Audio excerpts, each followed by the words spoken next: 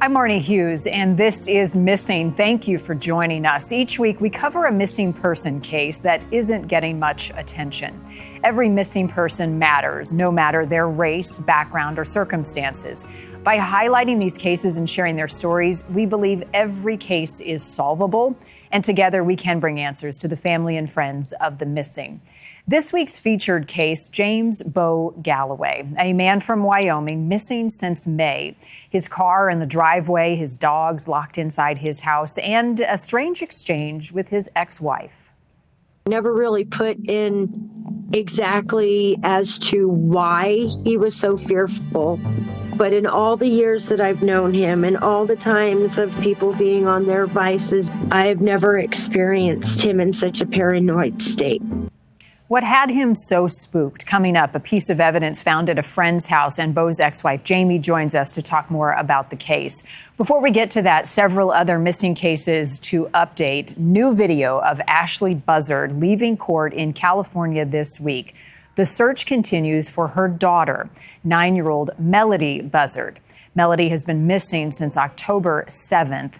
Ashley was released from jail after an arrest on charges of false imprisonment, unrelated to Melody's disappearance. Police say she left court wearing an ankle monitor.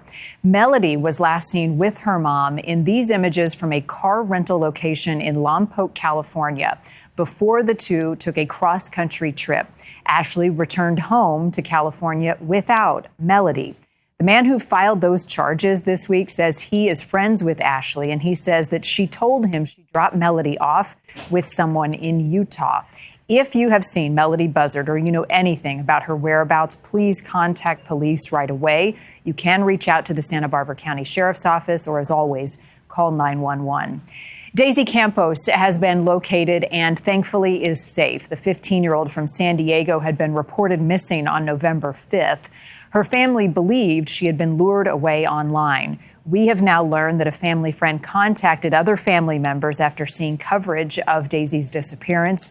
No other details are being shared at this time, and the family is asking for privacy and is grateful Daisy is okay.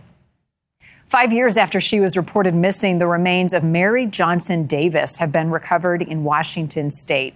Mary is a member of the Tulalip tribe. She was last seen walking on a trail in Snohomish County on her way to see a friend. She never showed up and then was reported missing 2 weeks later. Mary's sisters say they are in disbelief that they will never see her again. The tribe and the FBI are now offering a $60,000 reward for information that leads to the ID, arrest, and conviction of a person or people responsible for Mary's death. Now to this week's featured case. Dogs abandon a piece of evidence found at a friend's house, and a dad who communicated with his daughters daily is missing. It is all playing out in a small Wyoming town nestled at the base of the Bighorn Mountains, a place known for its Old West charm. Wyoming, home of wide open spaces and rich Western culture, and the lifelong home of James Bo Galloway. He loved to be outdoors, so anything that I know outdoorsy primarily came from him. The 53-year-old who raised a daughter and stepdaughter in the cowboy state was known to stomp around the woods in his ghillie suit, just because.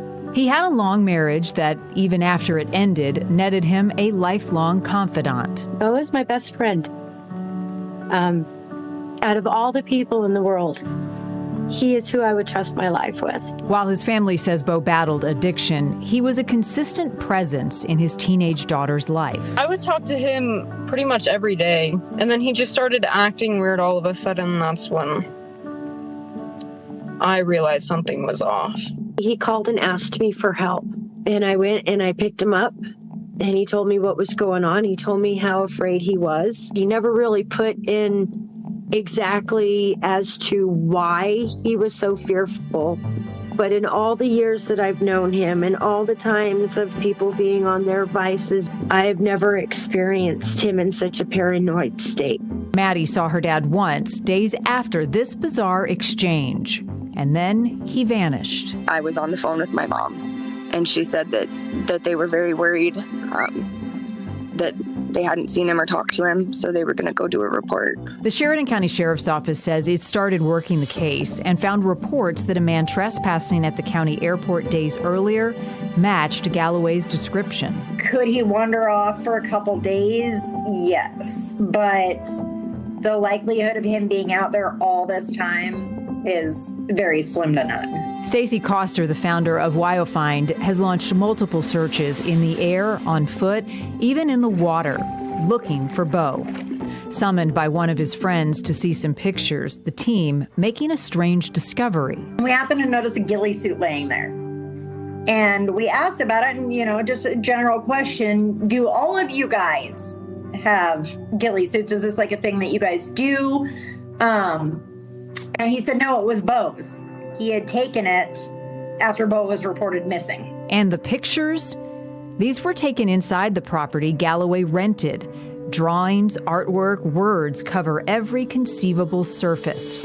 Bizarre to an outsider, not to Bo's daughter. I just think it was a comfort thing that he would do. He really liked drawing. Bo's dogs were left alone in that house, something his family insist he would have never willingly done. Nor would he ever leave his daughters or granddaughters. It's not for your foot. It's not for your foot. No matter the things and the demons that he battled, he was still a human being who was loved by many. His life was no less important than anyone else's. Joining us now, Jamie Banks, Bo's ex-wife, also Stacy Koster with WyoFind. This is a group helping families and missing in Wyoming area and helping raise awareness about these cases. Thank you both so much. Jamie, I want to start with you and talk a little bit more about Bo's case. Anything new in the investigation that you're able to share? Nothing new. The last I knew of anything was when Stacy, bless her dearly, when they came up with the drones and did their search then. The correspondence between Stacy and I of conversations that she had, that was the last I've known anything. From what I understand, they have pretty much put his case in a file folder and shut the door on it. And please forgive me, this is a very emotional ordeal. I can't sleep, can't eat, wake up every day crying. Try to come to work with a brave face because my daughter works at the same facility that I do. And just, each passing day is harder and harder and harder. And all we want is just to know where he is. That's it. I'm not asking anything more other than please just tell us where he is. I don't care about what happened or anything like that. We just want him to be able. We just want to know where he is. Yeah, you miss him. Stacy, tell me about WyoFind, how you all became involved in Bo's case. So WyoFind is search, rescue, recovery of missing persons. We're out of Gillette, Wyoming, but we handle anything within Wyoming. We work with any missing person case. We do a lot that involve drug use per se. So unfortunately in Wyoming, one thing that you do see very clear is if a case involves substance use, substance abuse, they seem to get put on the back burner is what a lot of it, in my opinion, they are not given the same investigation techniques as the Gabby Petitos, the missing hikers. It's often chalked up to, they're on a bender. They're, they'll be back. And when Bo came up missing, honestly, I don't remember if Jamie had reached out to me or if somebody, I'm sorry, I can't remember who exactly reached out to me. I think it was Kiara. Okay, yes, ma'am, Kiara. Bo's stepdaughter reached out to me. we actually planned a search shortly after hearing from them. I had reached out to the Sheridan Police Department, who gave me permission because we try to be very respectful. Actually, they were going to share it on their Sheridan Police Facebook page the next day to help get volunteers for that weekend. That evening, I got a call from the sheriff's department asking me to stand down, which, like I said, we respect law enforcement, and so we did. They said that they were bringing in some search teams, so on and so forth. But I believe it was another 2 weeks until there was even feet put on the ground for that. So we did end up going in for a search shortly after that. Bo's daughter, Maddie, she misses her dad. They don't have the search experience or training, but Jamie, Maddie, Kira, they were the first ones to show up. I did the water side because I'm trained in water search. Maddie jumped in the water right with me. She misses her dad. Jamie misses her best friend. Kira misses her stepdad. Kira's daughters miss their grandpa. Our goal is obviously to bring him home. You know, we pray that he is safe and that he is alive and well. In the sad instance that he's not, the family still deserves answers. And there's not 1 ounce of me that believes that Bo would go missing or do something to himself without making sure that Maddie had answers. He wouldn't leave her wondering, even if he chose to take a bad path. I never personally met Bo, but anybody you speak to will testify to the love of his daughter. And, you know, him missing her graduation, everything, that was 100% red flag. I've talked to several people. He loved Jamie just as much separated as he did when they were together. They had a bond that, you know, most relationships that don't work out, they don't keep that bond. Jamie and Bo did. So YO Find is offering a $5,000 reward, cash reward for information that leads to Bo, alive or not. Jamie, take us back to that conversation that you had with him when he asked for help. You know, there's so little evidence to go on here, but that is a clue that he was struggling with something or someone. As you look back on that, anything that you can pull as far as what he was afraid of, what spooked him? So he called me on April 27th in the afternoon. And normally I don't answer phone calls that I don't recognize the phone number, you know, because of scammers and telemarketers. But for some reason I answered this one, and it was Bo. And he said, Jamie, I need your help. This is a matter of life and death. Will you come get me? So I asked him, you know, where, and I went and I picked him up. And we drove around for a couple minutes until we decided to go up here to work. Madeline was at work that day, and he wanted to see Maddie, make sure that Maddie was safe. He was really concerned about Madeline's safety and well-being, my safety and well-being. He had expressed to me the fear that he had towards a couple of people that he did state by name to me. I did report all of this. And then he had asked me if I would take him to a friend's house. And when I dropped him off, when he got out of my car was the last I saw Bo. The very next day, he had contacted me through a text message asking for Madeline's phone number and to make sure that Madeline was not near his place of residence and that she was safe. His whole focus was just to make sure that her and I were safe. He wouldn't really go into much details. He did tell me that he believed that there were, quote unquote, a bag of human skins in a little outshed back behind his place. He did state to me that he believed he knew who put those there. Some of what he was saying to me that day was kind of a little bizarre. But in all the years that I was married to Bo, and in all of the years that I've known Bo, I have never known him to be in a state like he was that day. It was very out of characteristic for him.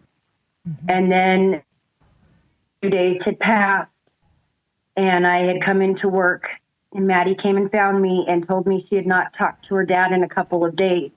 I said, "What do you mean?" So we decided to go to the police department that morning and file a missing person report. We then went down to his place of residence and walked around, and that's when we discovered the dogs were in the house. 3 dogs, no food, no water. Again, very out of character for Bo. Bo contacted Madeline every day, either a phone call or a text message. The reason Bo was living in the particular structure that he was living in was due to the fact of the dogs. He lived and breathed for us girls, Madeline, Kiara, and myself, and those 3 animals. Unfortunately, our life as a married couple didn't work out, but we always maintained a friendship. We have a bond that I cannot put into words for people to understand. And I truly believe in the depths of my soul that that man and his daughter are soulmates. So yeah, if we could just have some answers would be great. I know that you have to protect some of that information, Jamie, that you've shared with police, but in your heart and based on what you know, do you believe foul play is suspected, or because of Bo's mental state and his paranoia that he left on his own, does either one seem to carry more weight? Yeah, one does carry more than the bit of weight, in my opinion, and in my gut. You know, that intuition that us humans have. Bo was not at all the type of person to ever try to harm himself. Like I said, his daughter was his life. He would never do anything to remove himself purposely from her life. Yes, I believe foul play is at hand. Stacey, let me bring you in on the investigative side of this. And you said something a moment ago that I think is a shared frustration among a lot of family of missing if they have a background of substance abuse or, choices that have led them down one path or another. The thought is those cases get less attention. What have you heard from investigators as you have looked at this case, and what stands out to you about Bo's disappearance and the circumstances that Jamie's laid out? So the investigators have shared nothing with me. Even so, I communicated with their search team. We all actually use a CalTopo mapping. It's a mapping system where we can track movements. I can have everybody who's on the search log in. And that way we can track everything, take pictures that goes into the mapping. So even when I had reached out and asked the team that was searching if they would share their CalTopo mapping with me, I was told no. So any information from them to us is absolutely non-existent. We do share any information that we get because we're not law enforcement. Some of the things, I actually had a phone call last night from a friend of Bo's who kept mentioning the possibility of suicide. And once again, that's where I'm going to tell you, there is no ounce of my being that believes that, because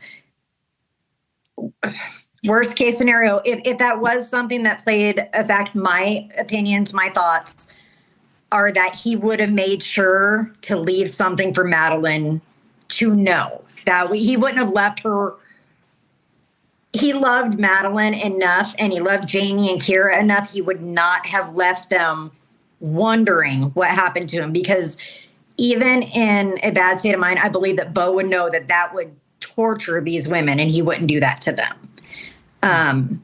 Was there, and either of you can answer this, but I'll ask it to Stacey first since you've been in touch with law enforcement. Was his property searched in an investigative way? Prints taken? Was it treated as a possible crime scene? Do either of you know that? I do not believe so. Mm-hmm. And Jamie, you're shaking your head no. No, as a matter of fact, after Madeline and I had done the initial missing persons report and we had went out to the property, again, and down by the river, which isn't too far from the house structure itself, down in what you would call a foxhole was his phone and part of his ghillie suit. So Madeline and I contacted law enforcement and a couple of officers had come out there. I left everything as we had found it. Didn't want to touch nothing, didn't want to disturb anything, because this was still really fresh. We didn't know anything. But where it was, that told me that he wasn't just off in the bushes hiding out, playing Rambo or, whatever. So we brought the officers down, showed them the foxhole. They left the ghillie suit there, but had picked up the phone, looked at it, and then gave the phone to Madeline. The phone itself now is in police custody. They're, from what I understood at one time, they're doing forensic checking on it.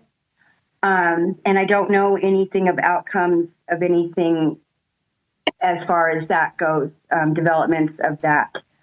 And as far as a search, other than volunteers going out and search teams, people, not law enforcement, were looking for a person. So no, the property was never searched to my knowledge as far as a criminal type thing. I do know that they did come in and take some pictures when the landlords of the property were demanding that Madeline and I go in and remove all of those belongings. This is still really fresh. We don't know anything. We don't, can we just leave his stuff alone? Like, I'll pay the rent. They laughed at my face for that. But anyways, so we go down and the landlords are already moving stuff out of Bo's house, throwing it in big dumpster trailers, packing some stuff up in another trailer for a rummage sale. And it was just like absolutely bizarre to me. Like, you guys are just throwing this man away like he's nothing. And it's not fair to Madeline. That's not at all respectful to whatever. So to answer your question in short, no. Mm-hmm. Stacey, any more searches planned in that area? And just describe for us the areas that have been searched or have yet to be looked at. So based on some information we have received, Bo was known to go out trekking in areas. For the last month, our search team Wildland has stood down due to some personal reasons, which the family is aware of, but we're back on track now. So yes, I am working on planning a few more drone searches. There's some areas that I really want to look in. Certain sides of town that Bo was known to go to. And he was an avid hiker, not hiker. I don't know how you classify it. Outdoorsman. Yeah, outdoorsman. Mm-hmm. He was known to walk distance. So there are some areas that I want to go put feet on the ground, as well as have the drone above us while we're searching. We're going through the drone video all over again just to check. We have hours of video.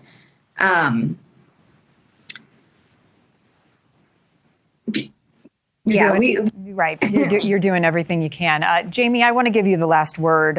If you want to share a memory that you have of you and your family and Bo, or a message to him or anyone who knows anything about his disappearance. Well, my message to Bo would be, you know how much we love you and we miss you and we want you home. We'll deal with anything past that. We just want you home. As far as I have to say to anybody who could be involved, quit being a coward. You know, what's done in the dark always comes to light. You may be hiding now, but it will come to light. Bo was a God-fearing man. He spent many, many, many hours every morning in the Word. So I know, and I have full and total faith. Like I said, what was done in the dark will come to light. And furthermore, thank you all who have been following this case on Facebook. Thank you for your inputs, your prayers, and your thoughts for our family. One thing I would like to say to everybody, unless you have tangible, physical evidence, stop the finger pointing.